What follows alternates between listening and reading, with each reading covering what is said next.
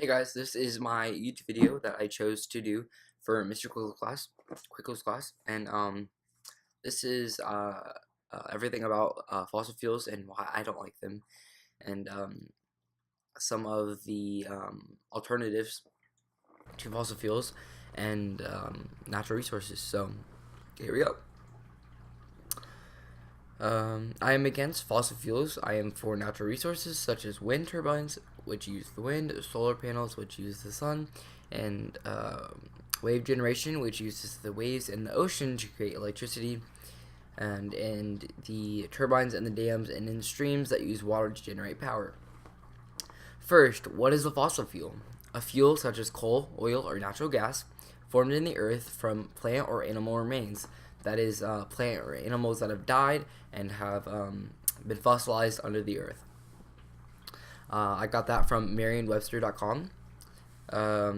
Second, what are fossil fuels used for? The United States gets 81% of its total energy from oil, coal, and natural gas, all of which are fossil fuels. We depend on those fuels to heat our homes, run our vehicles, power industry, and manufacturing, and provide us with electricity. Eventually, the degree to which we depend on fossil fuels will have to decline as the planet's known supplies diminish. The difficulty and cost of tapping remaining reserves increases, and the effect of their continued use on our planet grows more critical, but shifting to new energy sources will take time. In the meantime, how do we use fossil fuels in the most efficient, environmentally responsible way possible? Okay, I got that from needtoknow.nas.edu. What are the effects on the environment, community, and people? We know that fossil fuel energy is damaging our planet, but using fossil fuels doesn't just hurt our planet, it hurts us. Burning fossil fuels releases particulates, sulfur dioxide gas, and other compounds that can be harmful to human health. In fact, it's estimated that tens of thousands of people in the United States die yearly due to fossil fuel emissions. Just how much of an impact these compounds have on your daily health depends on a number of factors, including toxicity levels, time of exposure, and age. However, across all demographics, there are some very common health issues that have been tied to fossil fuel use. The biggest one and the most concerning one is the respiratory issues. The content of the air we breathe obviously has a big impact on our health of our lungs. Studies have shown that asthma, a condition that impacts estimated 300 million people in the world, is exacerbated by compounds released during burning of coal. Exposure to air pollution has also been connected to onsets of dangerous pneumonia and bronchitis. In fact, a research team from McMaster University in Canada found that the burning of fossil fuels led to an increase in hospitalizations for pneumonia. The second big one of fossil fuel burning is heart defects. According to the Environmental Health Perspective study, particles from coal burning are 5 times more harmful to the heart than from other fossil fuels, such as oil or natural gas. Mercury, arsenic, selenium, and other toxins are so small that can be absorbed into the bloodstream. These particles can accumulate on arterial linings and even attach to fatty deposits already there, triggering a heart attack. Mercury has also been associated with thickened arteries and high blood pressure, which are all caused by fossil fuels. Development and behavioral problems can also occur with exposure to mercury. The metal is problematic in lakes, streams, and oceans, where it works its way into the fish we eat. It has been connected with attention deficit hyperactivity disorder, lower IQs, and attention and impaired memory and motor skills. In the United States, it's believed mercury exposure may affect over 3,000 infants before they are born. The good news is that the government is now regulating many of these pollutants. Back in 2011, the EPA finalized the first national standards to reduce the number of air pollutants, many of which are listed above. Their main goal was to reduce mercury and other toxic air pollutants that came from coal and oil-fired power plants. Because of their Clean Air Act amendments in 1990, as well as their most recent EPA development, the medical waste and municipal waste industries have reduced their mercury emissions by over 95%. This means that even just regulating even some of the most harmful pollutants will result in a significant change in air quality. Luckily, this will bring, if not great, improvements in health over the coming years. I got this information from blog.arcadiapower.com. Pros and cons of fossil fuels.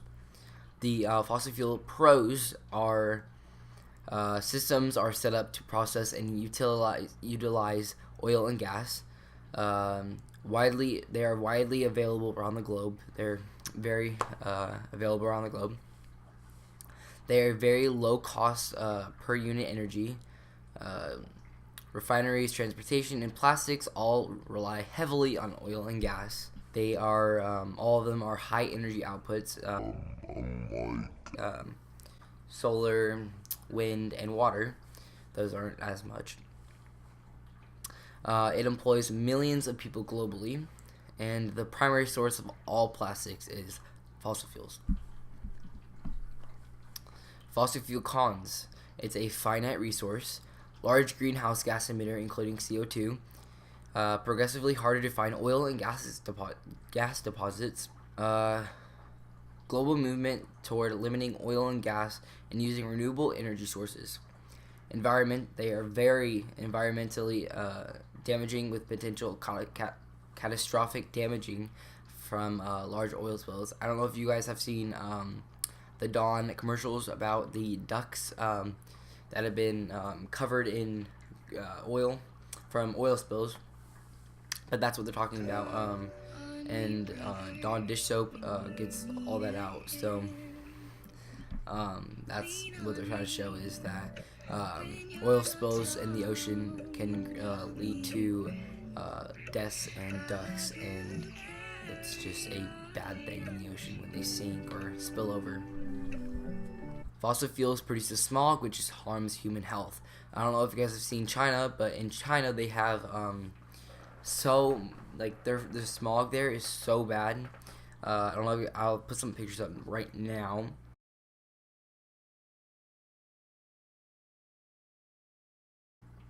I don't know if you guys seen that, but it's very bad, and some days you can't even see like 10 feet in front of you because it's that bad. And that's all caused by fossil fuels getting burned in the air, and then that is this in the air. And some days it can be a good air day, like it can be pretty good outside, and you don't have to wear a mask or anything. That's what they have to do on bad days.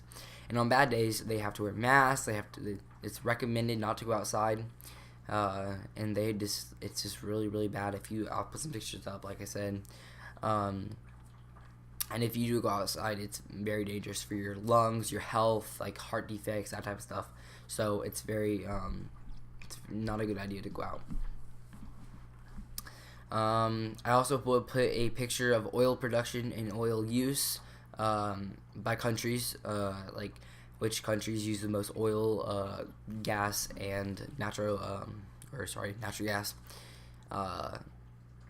and then how much like produces and consumption.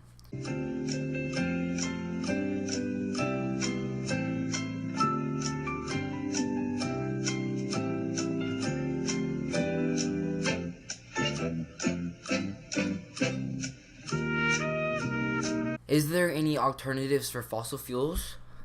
Currently, 85% of the world's population is reliant on fossil fuels, while the fossil fuel industry is the lead contributor to climate change. It is also a finite source that will be depleted. In order to continue on, humans must find other sources of energy to rely on. So, what sorts of alternatives are there? If only there were inexhaustible, I don't know how to say that word, sorry. I'll put it up on the screen right now. Energy sources that didn't produce harmful emissions, were cheaper to generate, and gave us a domestic energy source we can rely on. Well, it turns out these forms of energy already exist and have for decades. These forms of energy are wind, solar, and hydroelectric energy. First one we're going to talk about is wind power. So when the blades on a windmill are exposed to wind forces, they begin to rotate the turbines, converting the kinetic energy in the wind into mechanical energy. This then powers a generator to create electricity. Wind power is a clean energy source and it costs about 7 to 15 cents per kilowatt hour to produce. Wind turbines can stand 328 feet tall or higher, making lots of open space a necessity to generate electricity. Next one we're going to move on to is solar panels and solar photovoltaic panels. The solar photovoltaic panels are able to convert sunlight into a usable energy for your home. The benefit to solar is the ability to install panels on your roof and turn your home into a clean energy source while eliminating your current electricity bills. So your electricity bills will go a lot ways down, by money wise. Adding equality to your home and allowing you to save money while doing so. The cost per kilowatt hour for electricity from solar power is about 12 cents on average in the U.S. The third one and last one we're going to talk about is hydroelectric. Sorry about that. As last one, hold on. Chase, erase all that. You're not my dad!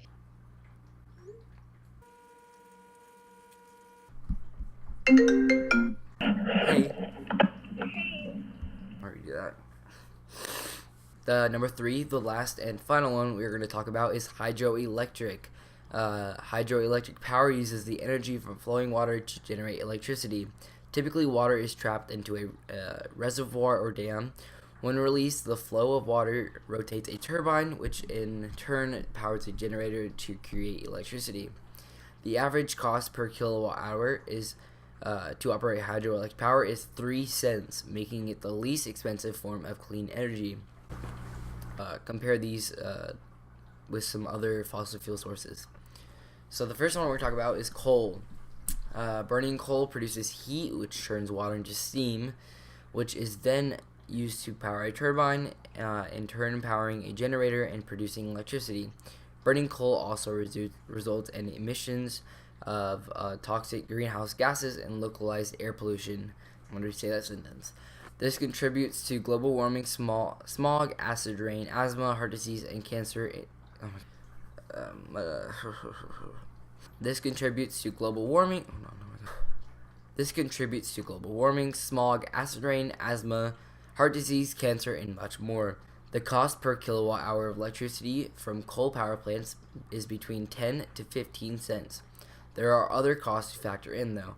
Reports from Harvard Medical School found that an added $500 billion, about 17 to 27 cents per kilowatt hour extra, should be factored in as well for external costs of coal, including increased health risks and diseases, as well as a negative environmental impact.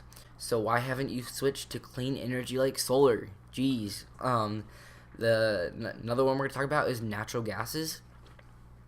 Natural gas is released through a process called hydraulic fracking, in which water, sand, and other chemicals are forced at a high pressure under the surface of the earth. Fracking results in increased earthquakes where the earth has been opened up through this process. Though natural gas produces less emissions than other fossil fuels, it still emits toxic emissions when it is burned. Natural gas costs about 17 to 14 cents per kilowatt hour, not including the added health costs and environmental impacts, which range on average about 16 cents per kilowatt hour. Now we're going to compare all your energy options. Comparing the cost of different forms of energy can become a bit convoluted when you're thinking about the costs going into building a power plant, transmission of energy, distribution, etc. The levelized cost of energy is a good indicator to compare the real costs of these forms of energy. Lazard recently conducted a wide study on the levelized energy costs, showing how renewable forms of energy cost much less than fossil fuels without subsidies or external cost factors included. Not only is this renewable energy cheaper to operate without the added costs from harmful emissions, they are also safer and cleaner forms of energy. The release of greenhouse gases such as carbon dioxide and other emissions from fossil fuels I just had a yawn. I don't even know what that's called. Other emissions from fossil fuel energy generation are the drivers of human-induced climate change. Climate change is causing worldwide drought, as you guys have probably seen, crop failure, famine, increasing natural disasters, which you guys have seen last year, very bad, and rising health risks in children and adults due to air pollution and water contamination. If we continue to exploit fossil fuels and release toxic emissions, we will continue to see harmful results to our health and planet. When it comes to our energy independence and security, renewables again provide a safe and more reliable domestic form of energy without the risks. With renewable energy, we are increasing the need to rely on foreign ties for our energy sources without contributing to climate change. As well, where fossil fuels are a finite source that will run dry in the next 500 to 100 years, here is a picture of that right now. Disastrous effects. Clean energy has an infinite supply of power with no dangerous emissions resulting from its use. The renewable market is also a job driver and beneficial to the U.S. economy. Just last year, the amount of jobs in the solar energy has doubled. The clean energy job market continues to thrive, and the amount of Americans working in electricity and renewable energy has now surpassed the number of Americans working in fossil fuel electricity generation. I got all this data from ourworldandData.org. Should we keep fossil fuels? Why or why not? For the time being, I do believe that fossil fuels would be very hard to move from and would take a very long time for us to completely move from them. I also think it's important to use renewable resources such as wind, water, and sunlight, so I do think it's alright to keep using them at the moment, but in years to come, I think it is very important to get the renewable resources a bigger percentage and and get the non-renewable resources down to a I said global percentage going crazy and get the non-renewable resources down on the percentages and global warming would be so much less of an issue on the earth, which we only have one earth. I mean, where would we go if we destroyed this one with fossil fuels? We wouldn't go nowhere because there's nowhere else to go. That was all my opinion. That's facts from my opinion. That we should start to try and move on from them since they're destroying the thing that we walk on every single day. Alright, that was the end of my presentation. I don't know if you guys, I don't know if you learned anything, if you found anything interesting, but if you did, make sure to tell me. This took a long time to make.